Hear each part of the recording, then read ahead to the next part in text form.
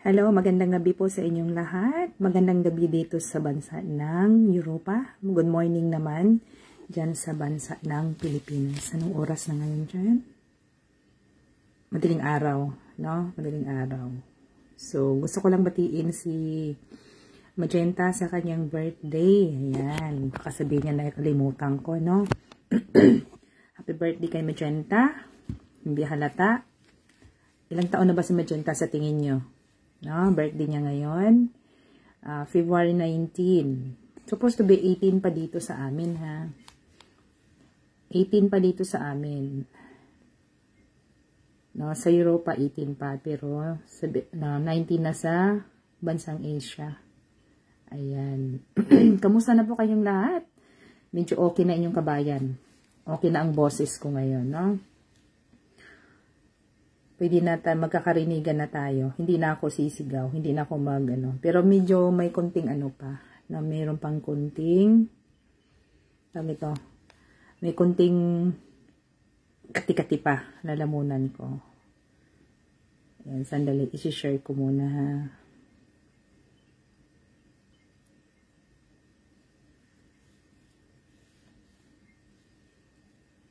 Share ko muna sa aking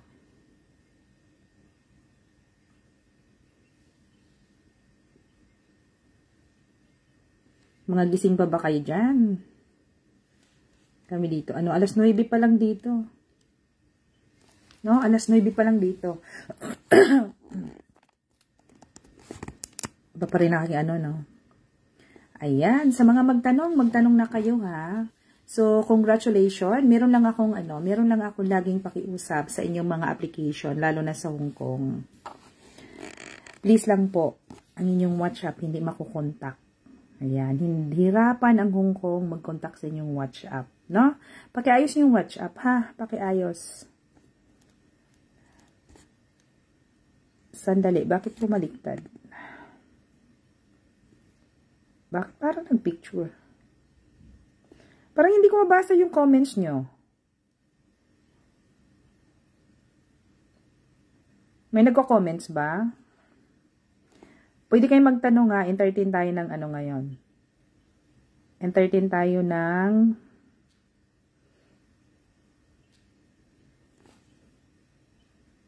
tayo ng mga question and answer, no, about sa hiring natin sa Hong Kong. Meron pala tayong bagong na-hire, no? Meron tayong bagong na-hire sa Singapore. Direct to Singapore siya, ha.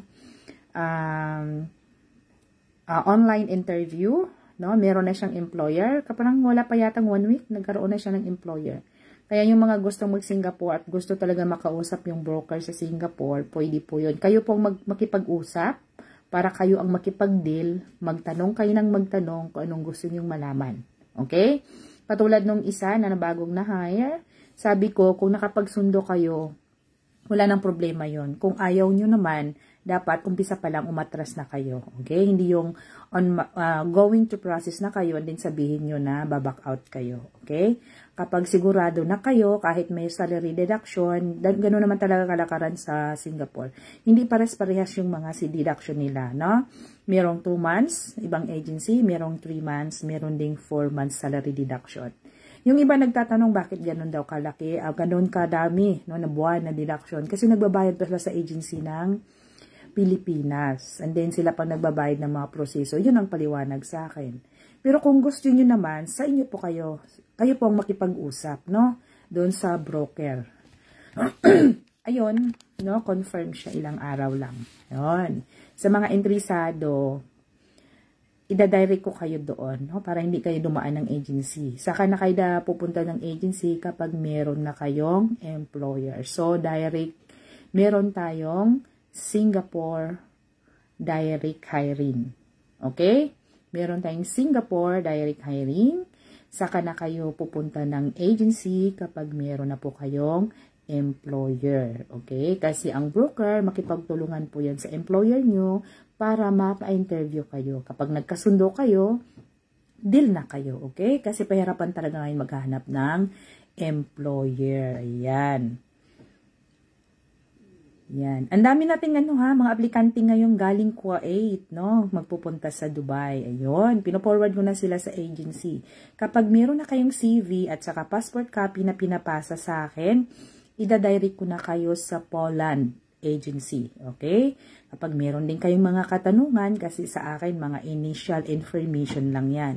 Pero kung gusto niyo ng full information, kung ano yung number ibinigay ko sa inyo, makipag-ugnayan po kayo doon. Kung nahihiya kayo, sabihin nyo lang sa akin. Pero huwag kayo mahiya. Agency mag-i-entertain talaga, yung aplikante ang kailangan nila. No, i-endorse ko kayo doon. I-forward ko lang kayo. Then, any question na gusto nyo malaman, any information na about sa Poland, pwede kayo kung magtanong sa kanya, no? Sasagot po siya, ha? Then, yung mga nasa ibang bansa, hindi lang sa Kuwait, nang gustong mag-Hong Kong, okay? From Malaysia, Singapore, Jordan, Lebanon, UAE, Saudi Arabia, Qatar, no? Kahit saan kayo, kung gusto niyo na mag-Hong Kong 2 weeks before, 1 week or 2 weeks before, magpasa kayo ng requirements. Huwag naman yung 2 months pa lang or 1 month nagpapasa na kayo. Ihahanda nyo lang, okay? Pakihanda ang inyong photo at saka videos. Siguro dito sa di ba sa page niyang Magenta, sinishare ko rin minsan dito. Nakita niyo yung mga na-hired applicant, no? Nakikita niyo kasi silang hinayaan kong magpo-post, no? Nakikita niyo yung mga hired applicants, some videos, self-introduction, pinapasa din nila, no? Ina-upload ni Magenta. Ganon po ang ihahanda niyo, okay? Yung resume pattern natin nasa page ng Wild Magenta.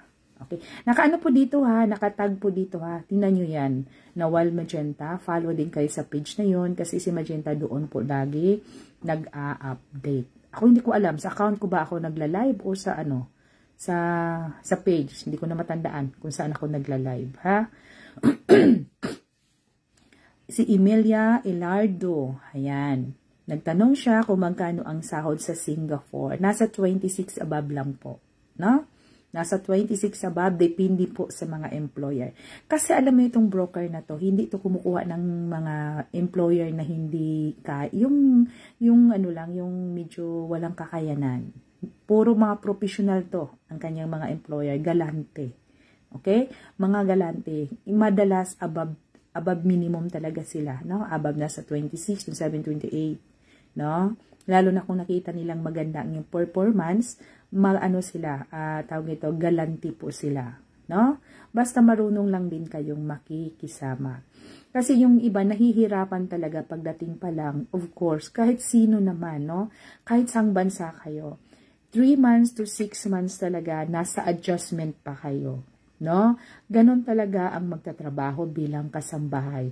3 to 6 months adjustment pa kayo. Kasi nagkakilanlan pa kayo sa mga attitude nyo, mga characters nyo, no?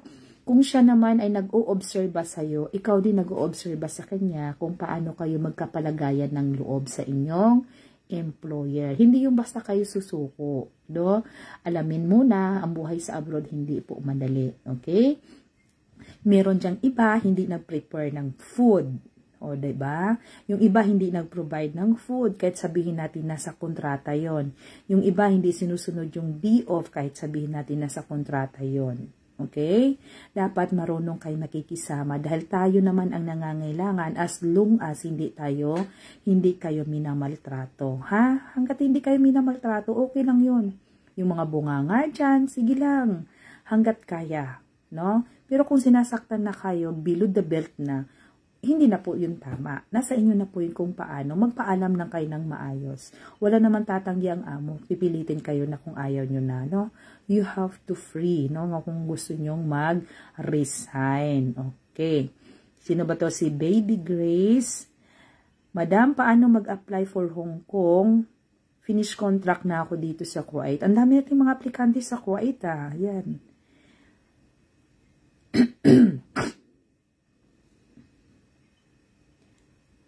Sa Kuwait, no, kahit saang bansa, 2 weeks before, yung alam nyo na, no, yung alam nyo na kung kailan kayo uuwi, dahil yun ang ilalagay nyo doon sa resume, kung anong date talaga kayo uuwi, anong buwan, anong date, at saka anong year. Kasi yung iba, No? Yung iba nilalagay year lang. Month and year, dapat ilalagay nyo yun. Kung kailan kayo uuwi, yun ang ilalagay. Lagyan nyo ng date. No? Huwag po kayo maglagay na up to present, until now. Okay? Dapat maglagay kayo ng specific, alamin kung anong date. Kapag hindi pa alam, huwag muna kayo magpasa. Okay? Kasi yung iba, dili ang magbibili ng employer ng ticket. So, huwag muna kayong magpasa. Basta alamin nyo yung date. Yung may ticket na kayo. Okay? Yung uniform nyo dyan, di ba yung iba dyan na mga kabayan natin, mga uniform kayo, pwede yung gamitin nyo yun sa application. Okay? Pwede yun. Then, pakitali lang yung buhok. Kailangan with pleasing personality. Nakasmile. Nakasmile. Kailangan be looking smart and happy face. No? Laging maamo ang mukha. Hindi yung nakasimangot or matapang tingnan. Okay? Lalo na sa mga gumagawa ng videos, marami pa ring nagbibigay ng, ano bang yung nakalagay sa pattern ko? Duties ba? Or your works? Ano ba yon? Ang ilalagay nyo po dyan, hindi lang po all-around housemaid or all-around helper. You have to elaborate kung ano talaga yung trabaho nyo. No? General cleaning. Pakilagay yan, number 1 yan. Okay? General cleaning in words, pwede rin sabihin nyo, doing all household chores. Ayun. General cleaning or else, doing all household chores. Ano yung mga gano'n yung dapat ginagawa? Cleaning, washing clothes, ironing, cooking, marketing, gardening, taking care of children. Or kung meron newborn, taking care of a newborn baby. Yan lang po, kahit paulit-ulit yung ilagay yan kasi yun naman talaga ang inyong duties and responsibilities as kasama sa bahay. At saka sa bahay natin, yun naman din ang ginagawa natin, di ba? Naglilinis, naglalaba, nagluluto, namamalingki, nagbabantay ng bata, nag-aalaga ng bata. No?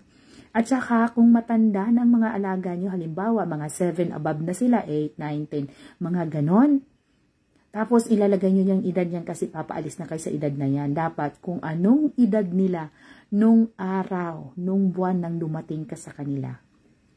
Halimbawa, dumating ka sa kanila, manganganak pa lang, or else, baby pa. So, ilalagay yun talagang newborn.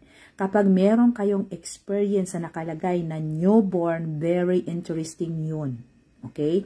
Either you are first timer or age abroad, very interesting yon na meron kayong karanasan nag-aalaga ng newborn baby. Kapag walang nakalagay na newborn baby, hindi po yun interesting. Kahit hindi totoo, ayan, sabihin ko na sa inyo, kahit hindi totoo, lagyan nyo na may alaga kayong newborn baby. Okay. That is the first job na experience nyo. Halimbawa, 3 pa lang experience nyo. Galing kayo ng Dubai, or nakailang business na kayo ng amo doon, or galing kayo ng Kuwait, napunta kayo ng Saudi, napunta kayo ng Singapore. Halimbawa natin, marami. Yung 3 na latest na lang ang ilalagay nyo. Okay?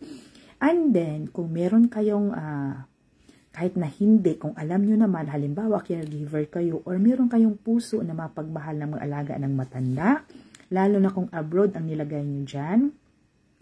Yung iba nakapag-alaga ka na ng newborn sa ibang experience mo, the other experience, pwede nyo lagyan din ng taking care of elderly. No?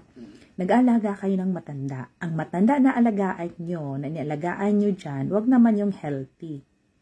No? Yung may mga something.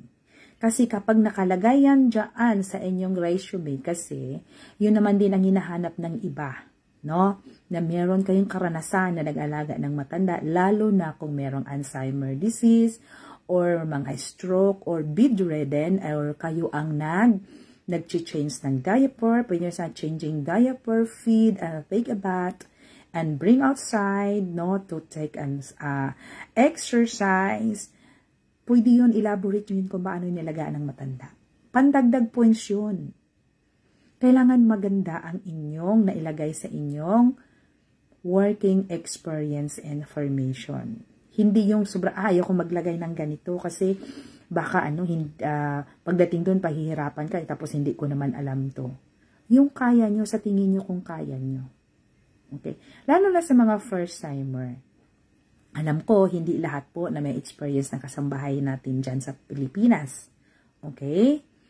Pero kailangan yung maglagay, assuming nagkasambahay kayo, not related your relatives, ibang tao. Kahit ang totoo nag-alaga kayo ng alaga ng anak ng kapatid nyo, or anak ng pinsan nyo, or nag-ano kayo dun sa kamag-anak nyo, ilagay nyo yung ibang tao, wag nyong aminin na kamag-anak nyo yon. Okay? Kahit na mayroon kayong experience na nag-aalaga ng matanda, tulad ng lolo nyo o lola nyo, sabihin nyo ibang tao yon. Okay? Yun ang mga tips na ibibigay ko sa inyo kasi sabi ng meron ako nakausap, medyo dinidecline ko. Kasi ang dami ko ng mga information, lalo na sa aking mga videos. Sabi niya, kahit hindi ba totoo ma'am, sabihin talaga namin nagkasambahay kami sa Pilipinas. Wala naman talaga akong experience. Yun ang pagkasabi niya sa akin. Sabi ko, kahit wala kang experience, lagyan mo pa rin. No? Lagyan mo pa rin para makita nila na may experience ka. Kaya kung wala kang ilalagay dyan, wag na po kayo mag-apply. Okay? Wag na po kayo mag-apply. Kasi wala naman talagang magka-interesado sa inyong application kung nothing. Diba? Lalo na yung mga nasa UAE. Alam ko yung iba dyan, hindi talaga kasambahay. Okay? Yung iba dyan is yung iba na experience ng cleaners. Okay lang din yun. Ilalagay nyo talagang hindi kayo cleaners. Yung outside kayo, yung iba kasi yung totaling kasambahay at saka cleaners outside. No? Meron dyan iba nasa restaurant, nagtatrabaho dyan sa UAE. No, iba ang mga position nila, tapos gusto nilang magkungkong. Tapos hindi naman nila alam kung paano ilalagay. So ilalagay niyo kasambahay kayo diyan at meron kayong mga inalagaan. Okay? At least 2 years experience talaga. No? Pag abroad ka. Pero kung nasa Pilipinas ka, at least 4 years experience ka. Kung nasa Pilipinas ka. 4 years to 6 years, depende po yan sa edad nyo. Kasi yung iba yung 35, kailangan meron kang 4 to 6 years experience. Okay? Kasi ang 2 years parang hindi gaan.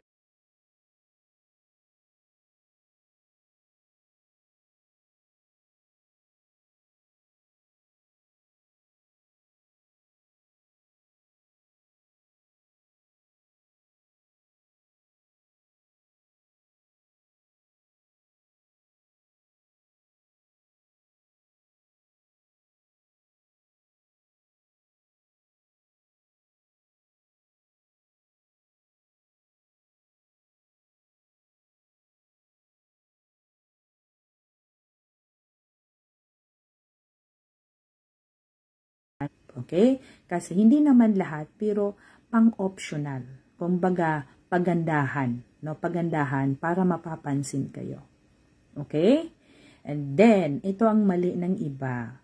Ang daming nagpapasa ng requirements.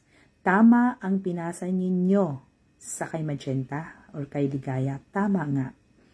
Pero pagdating naman sa online registration kasi, di ba, pinabigyan ko kayo, no? Sinasabi ko naman dyan, bigay mo sa kanila yung link. As long as yung link, huwag yung baguhin yung referral name doon na Joinery. Okay? Hindi po sila Magenta at hindi po si Ligaya para magkasundo tayo.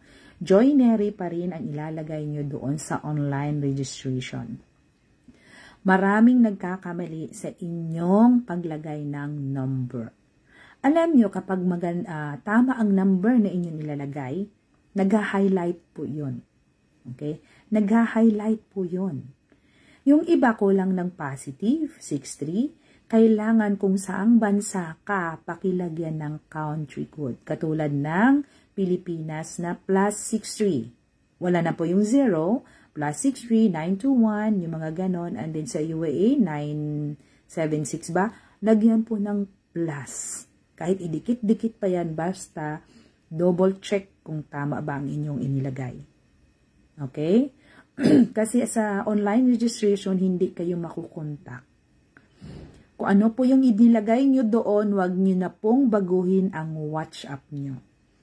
Dahil once na baguhin nyo ang WhatsApp nyo, and then yun ang nilalagay nyo sa application nyo, hindi na po kayo makukontak.